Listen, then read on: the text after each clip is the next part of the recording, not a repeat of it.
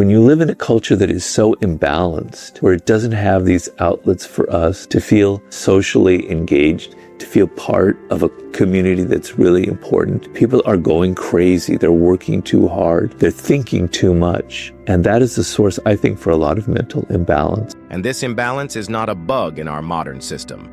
It is a feature. It is a subtle, yet pervasive form of control. A population that is atomized, overworked, and trapped within the labyrinth of its own thoughts is a population that is fundamentally docile. The frantic pace of life is not merely a consequence of a competitive environment, but a deliberately sustained state of distraction. It prevents the stillness required to observe the world as it is, to see the levers of power being pulled, just beyond our immediate field of vision. The exhaustion we feel is not just physical or mental, it is spiritual. It is the exhaustion of a soul that knows it is disconnected from a meaningful whole, yet is given no map, no language, and no time to find its way back to a sense of profound belonging. This engineered imbalance is the battleground on which our modern sanity is won or lost. The outlets that ancient cultures provided were far more than simple distractions or religious ceremonies. They were sophisticated social technologies designed to manage the immutable, often chaotic energies of the human psyche. The festival, the ritual, the concept of holy madness, these were containers. They created a designated time and space where the shadow aspects of the individual and the collective could be expressed, witnessed, and reintegrated rather than repressed. Repression, as we now know, doesn't eliminate the energy. It merely causes it to fester in the dark, where it turns into the very pathologies we call mental illness. The ancients understood that to deny the irrational is to give it power.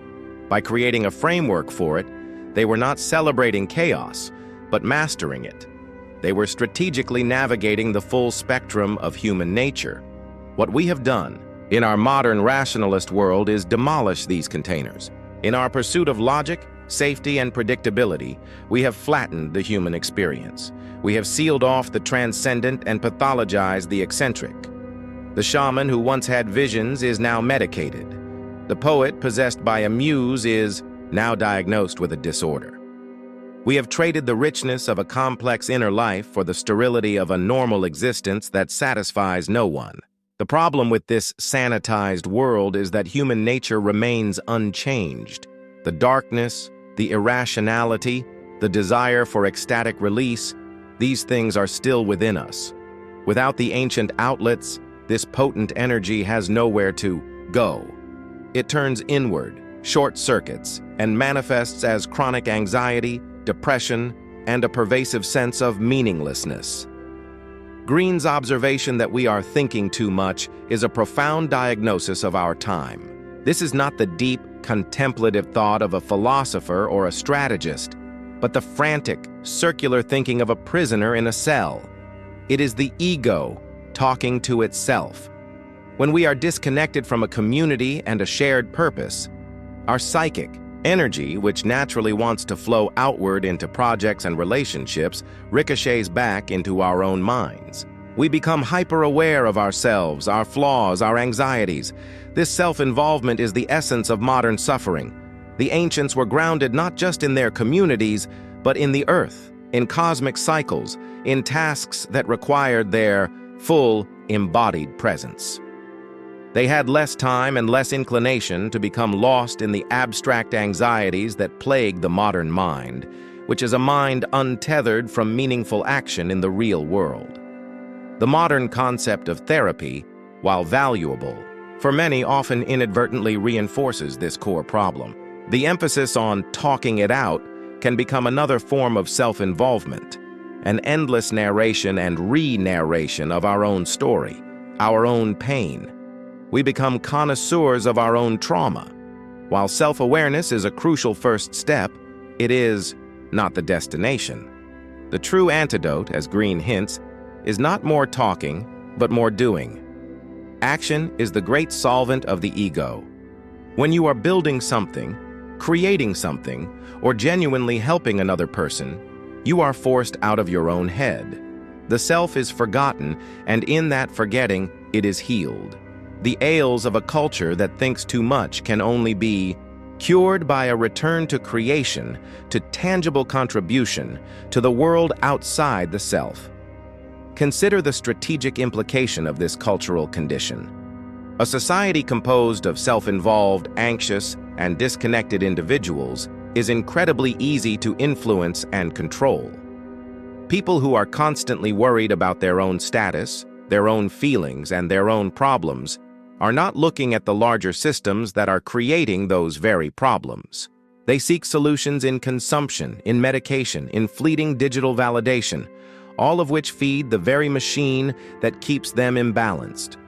True mental strength, then, becomes a radical act of rebellion.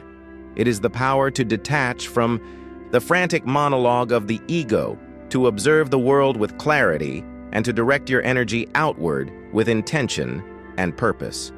Sanity, in this context, is not about feeling good. It is about seeing clearly.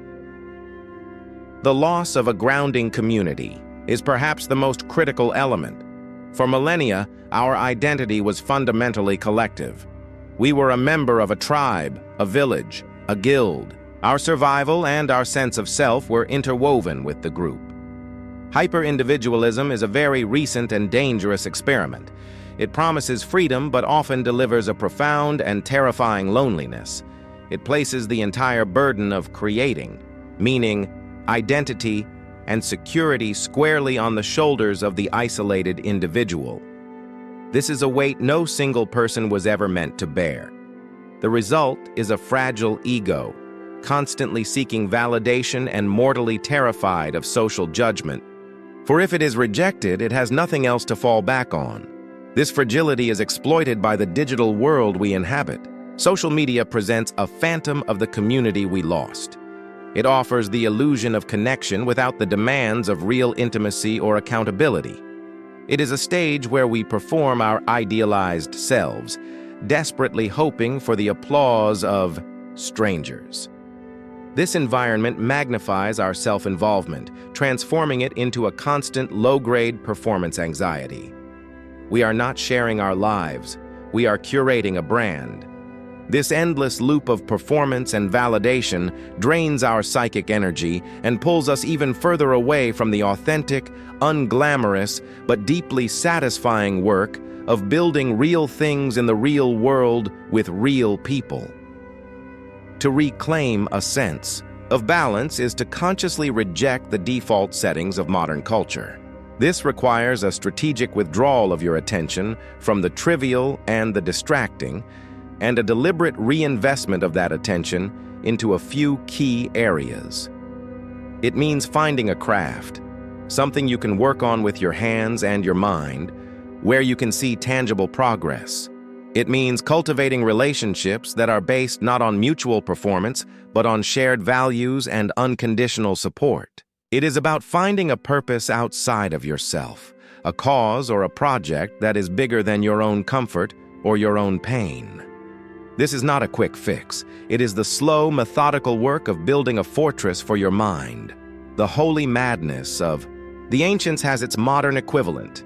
It is the state of flow or deep work, where the artist, the scientist, the craftsman become so absorbed in their task that the self disappears. This is the therapeutic state we should be striving for. It is in this disciplined, creative trance that the mind heals itself. The focus on an external problem organizes the psyche. It provides the structure and meaning that our culture has stripped away. The act of creation is a rebellion against the passivity and consumption that breeds mental imbalance. It is a declaration that you will not be a mere spectator to your own life, but an active participant in the shaping of reality. We must learn to see the world with the eyes of a strategist once more.